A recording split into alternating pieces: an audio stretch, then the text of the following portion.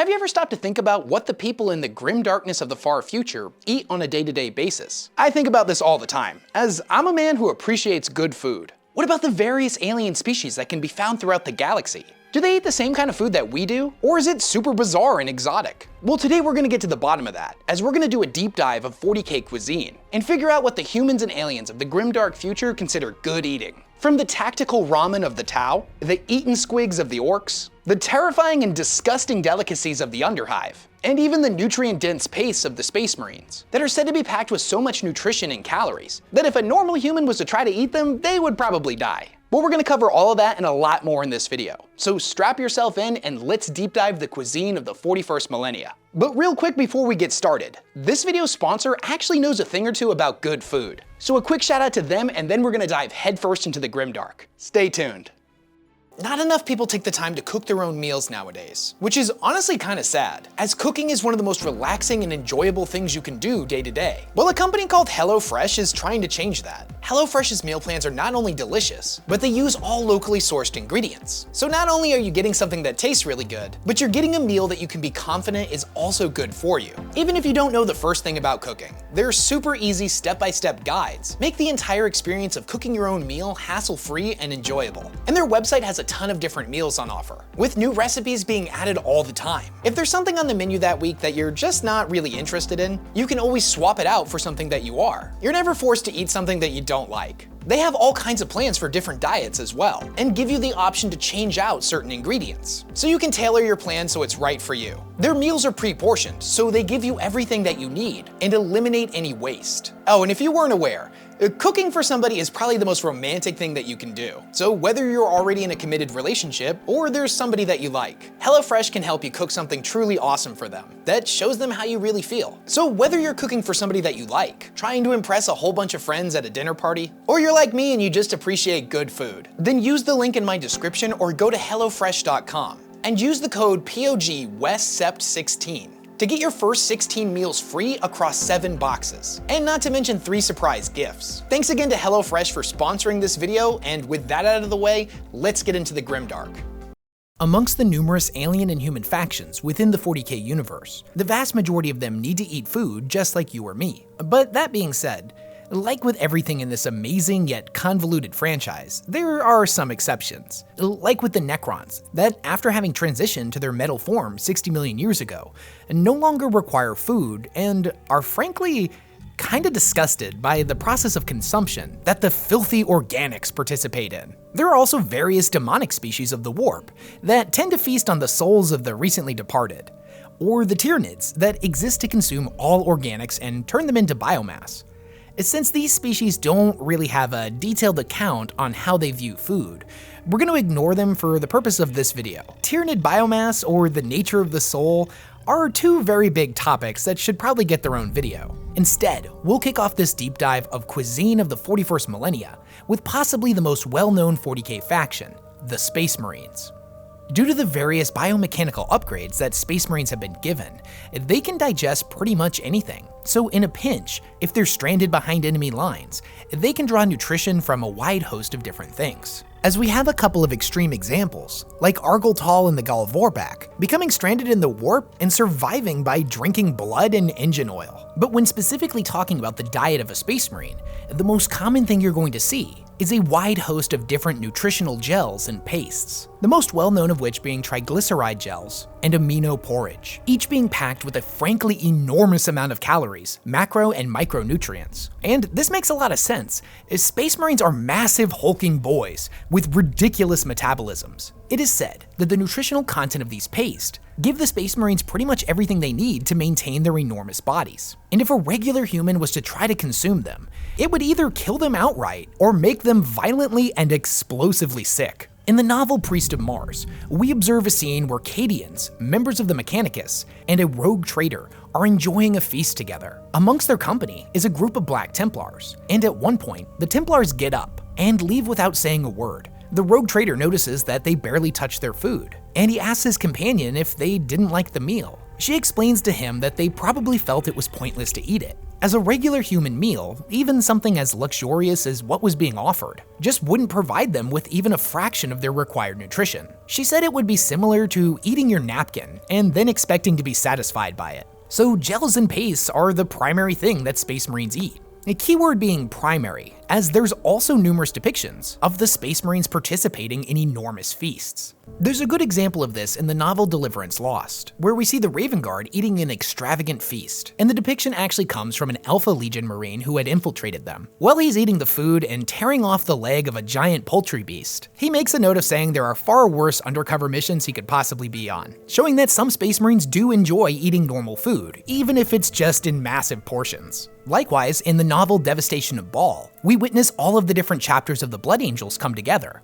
to enjoy a 9-course meal, each one being served with a mix of different foods and alcohols that have all been infused with just a little bit of blood. Since the advanced biological systems of a Space Marine filter out any toxin in their body almost immediately, it's pretty hard for a Space Marine to actually get drunk. So the drinking of wine, like with the Blood Angels, is done for more symbolic purposes. And speaking of alcohol, the Space Wolves weren't really keen on not being able to get drunk, so they actually created their own type of alcohol that would get them drunk, and a single sip could kill a normal man. The drink is known as murd. It's derived from a poisonous plant found on Fenris that, when consumed, neutralizes the abilities of the olytic kidney to filter out toxins, thus allowing them to become inebriated for a short time. So as long as the Space Wolves keep consuming this alcohol, and don't stop for a chaser, then they can keep getting drunk. Likewise, Space Wolves have been shown to consume meals that we would find more familiar, mostly based on Nordic cooking. They erect giant halls in which the Space Wolves eat together, most of their meals taking the form of giant feasts. And if I'm being honest with you, I wasn't able to find a source on this, but I like to imagine if you were to try to offer a Space Wolf some delicious nutritional paste, you'd probably end up getting your head caved in. In the Grey Knights trilogy, we see a Grey Knight look at actual eating of food as kind of revolting and wasteful, as indulging in something as decadent as consumption could in turn lead to temptation, and thus potentially court Slanesh. Now that being said, a full-grown Space Marine can pretty much eat anything, but when they're still recruits, their diets are laced with powdered ceramite, refined minerals, and other essential metals. This will prepare them for the rapid growth and development into a full-blown Space Marine. Now taking a step away from Space Marines, let's talk about what normal mortal humans eat. When it comes to human food, there seems to be a limitless amount of things that people eat. Most of the food in the Imperium is supplied by what are known as agri-worlds. You can think of them as planet-sized industry farms, continent-sized fields of grain, and animal pens that stretch for hundreds of miles in every direction. Some of them even have entire oceans that have been converted into fisheries. The stuff that all of these worlds can produce is pretty varied. Sometimes, an agri-world will be given over entirely to the production of one type of food. Not just a single food, but more of a category. One agri-world may be dedicated to growing vegetables, or another may have the perfect conditions for growing different types of fungi, while a planet that is covered in mostly oceans may be dedicated to producing edible sea life and algae and kelp-like products. Once produced, the resources of the agri-worlds are then exported and sent all over the galaxy. They provide substance and nutrition for quintillions of people within the Imperium. Other stable products include Amasec, which is a type of alcoholic liquor that is said to be pretty similar to wine. It is consumed on just about every planet within the Imperium, and there are tons of different types. Most of the time, it is made from grain, and its quality can range frankly all over the place, from gut rot style bottom shelf liquor, all the way up to super rare and vintage stocks that are normally consumed by the noble elites. One of the most popular forms of meat that is consumed within the Imperium comes from a beast known as a grox. They are reptilian four-legged animals, originating from the Solomon system. Now what makes these things so valuable as livestock is that they are incredibly hardy and can survive in almost any planetary environment. They consume very little, and can even eat food products that are considered indigestible by other forms of animal. So they're basically the Grimdark Future's version of cattle. They're also apparently incredibly nutritious and delicious, and every single part of the beast can be consumed, or at least used for other viable purposes. The Grox species has been introduced to thousands of worlds within the Imperium, and exists as a staple export of the agri-worlds. The people on the very bottom rung of society may not have access to food like this. Those that live in the depths of the underhive of the hive cities have to get by on far less, and have to come up with some pretty creative solutions in order to survive. Possibly the most infamous of underhive cuisine is known as corpse starch. which is exactly what it sounds like. It is a starch-like product that is produced from dead bodies. In the Underhive, nothing goes to waste. It is a dark and dangerous place where people die every day. If the bodies begin to stack up too high, then they can become a potential breeding ground for plague. So the corpse guilds, as they are known, are in charge of disposing of corpses. And really, if you think about it, it's like killing two birds with one stone. The bodies are dealt with, and thus the risk of outbreak is significantly reduced. Well, on the other hand, those bodies can end up being used to feed millions of people that live down there. It also ends up being used as a viable export product to be shipped around the Imperium. Now, as disturbing as this is, perhaps the darkest part is the factories where it is produced. The people who are forced to make the corpse starch have to see some pretty horrific stuff on a day-to-day basis, and the sheer amount of blood and guts they have to deal with can end up making them lose their mind and go absolutely insane. And when that happens, you get what is known as a corpse grinder cult. But we'll cover the different cults and gangs of Necromunda in a longer video in the future. One particularly interesting, albeit disgusting form of Underhive food is simply known as scrape. An example of scrape can be found in the novel Terminal Overkill.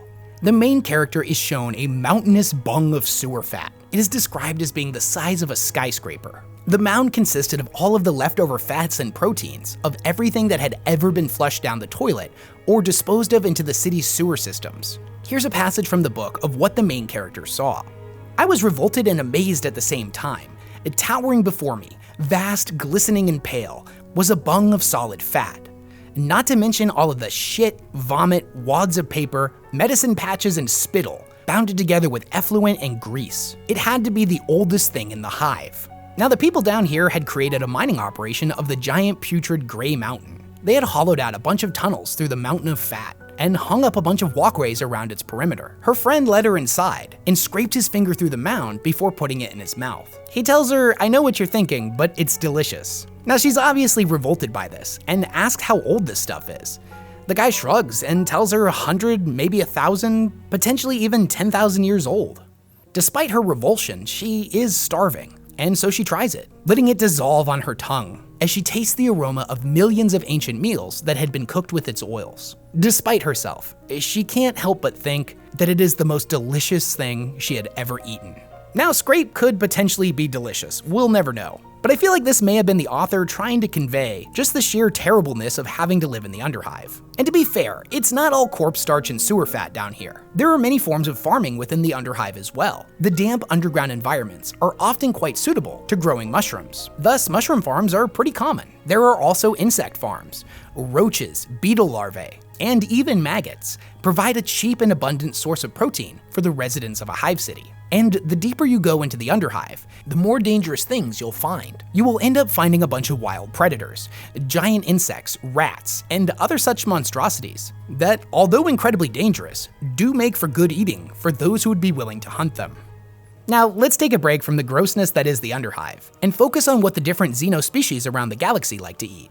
And we'll start with the Dark Eldar. Now, when it comes to what the Drukhari consume, food doesn't really seem to be incredibly important to them, as they get most of the nourishing energy they need to survive by feeding off of the suffering of others like psychic vampires. If they do eat actual food, it's normally sadistically cruel in nature, and I believe serves more of a purpose for the pursuit of excess and suffering over nutritional gains. In the path of the Dark Eldar Omnibus, we see an amphitheater full of Comoran citizens looking to sell their various wares, many of whom are peddling meats from recently raided worlds. Everything on display is either from an extinct species or one that is critically endangered. This seems to be a common occurrence with the Dark Eldar. By feeding off of suffering, a member of the Drukhari can become immediately regenerated, the years melting off of them in seconds after feeding. Their skin becomes lively and wrinkles disappear from their face.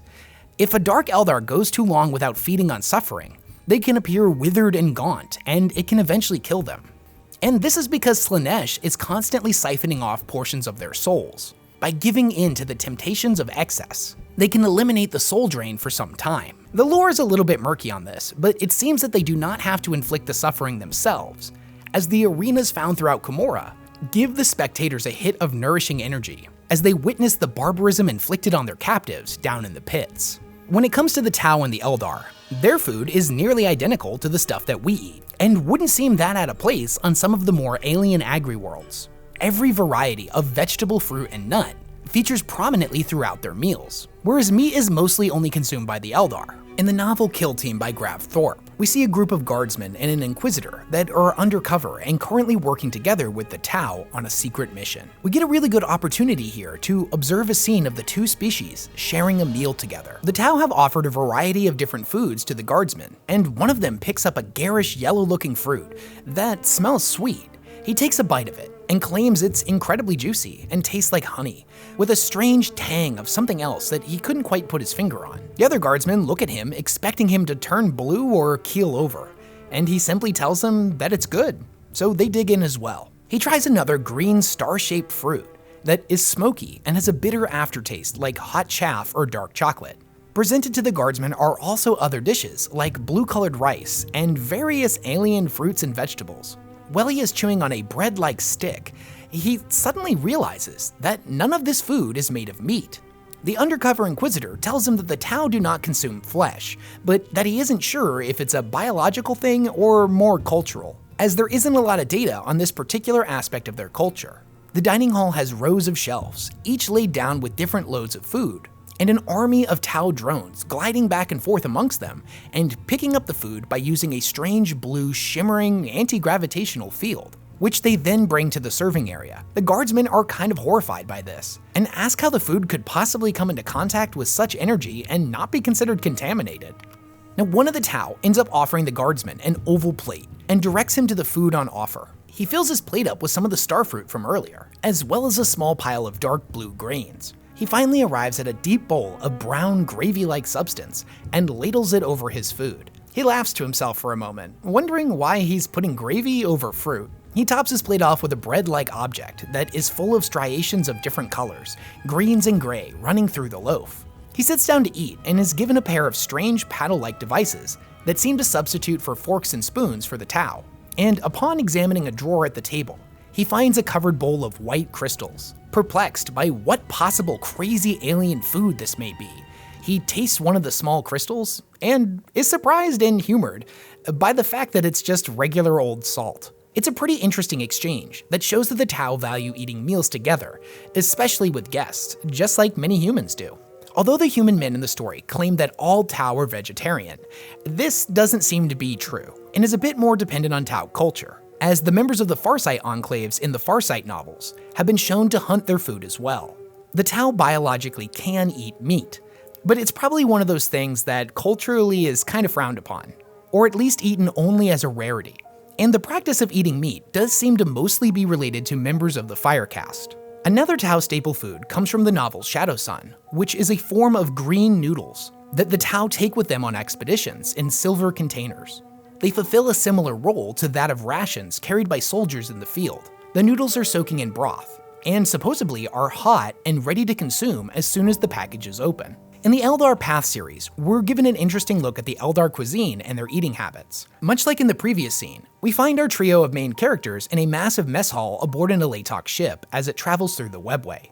The eatery is enormous and has a giant curved glass dome over it, giving all of its occupants a beautiful view of the webway. It is in this hall that members of all different Eldar aspects eat together. It is said there are hundreds of different aspect warriors, each enjoying each other's company and the food on offer. There are many Dire Avengers, Dark Reapers, and even Howling Banshees that are present in the hall. The young Eldar warriors are hungry and decide to grab a bite to eat. They're going to be participating in a great battle in 8 days, and one of them remarks that it's so strange that 8 days from now, their stomach will feel like it's tied in a knot, and they won't want to eat a morsel, that they should get as much energy as they can now, as their war masks will cause them to consume calories much quicker. And a quick side note, the war mask isn't a physical mask. It's a psychological construct that the warriors of the craft world Eldar use to basically block out the memories of what they have to do in battle. This allows them to fight without feeling remorse or mercy. And more importantly, it offers their veterans a sense of peace and comfort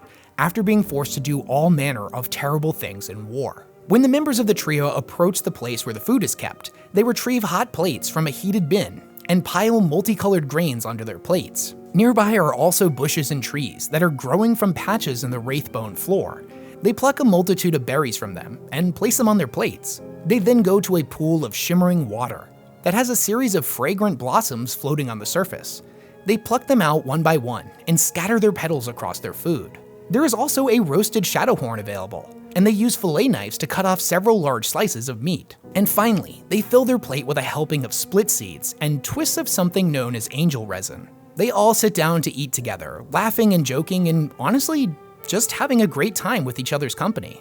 One of them goes up for seconds, and then for thirds. Well, his friend laughs at him, saying that his fire certainly burns brightly, that a feast of Kornos would not satiate his needs. His other friend comments that it's a good thing their armor is polymorphic, because it won't feel any tighter on him in battle. He laughs at their comments and tells them that he was told to eat as much as he could, and that's exactly what he intended to do. They all toast to the coming battle with a goblet of spiced load fruit juice, downing it in a single gulp and smacking the goblets down on the table. He declares, "If battle tastes so sweet, the greatest banquet is yet to come." So through these two examples, we can see that the Tau and Eldar really aren't that much different from modern humans, based on what they eat and the culture built around it. And I believe that was kind of the point.